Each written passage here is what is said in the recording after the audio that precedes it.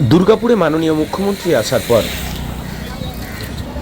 বন্যা কবলিত এলাকায় পরিদর্শনে গেছিলেন বাঁকুড়ায়। তারপরেই দুর্গাপুরের তৃণমূল কংগ্রেস কর্মী সমর্থকেরা এবং প্রাক্তন কাউন্সিলররা সকলে মিলে বাঁকুড়ায় ত্রাণের জন্য পৌঁছে দিলেন খাবার। উপস্থিত ছিলেন পঙ্কজ রায় সরকার থেকে শুরু করে প্রাক্তন কাউন্সিলররা। বাঁকুড়ার মানুষদের এই যে বন্যার সময় এই যে মানুষের পাশে থাকা, একমাত্র তৃণমূল কংগ্রেসই থাকেন, সেরকমই জানান পঙ্কজ রায় সরকার। কি বলছেন সরাসরি শুনুন বাঁকুড়া থেকে।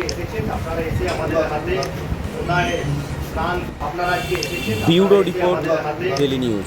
কি বলছেন সরাসরি শুনুন বাঁকুড়া। আপনারা আজকে এসেছেন, আপনারা এসে আমাদের হাতে উন্নয়নের প্রাণ, আপনারা আজকে এসেছেন, আপনারা এসে আমাদের হাতে উন্নয়নের প্রাণ, আপনারা আজকে এসেছেন, আপনারা এসে আমাদের হাতে উন্নয়নের প্রাণ।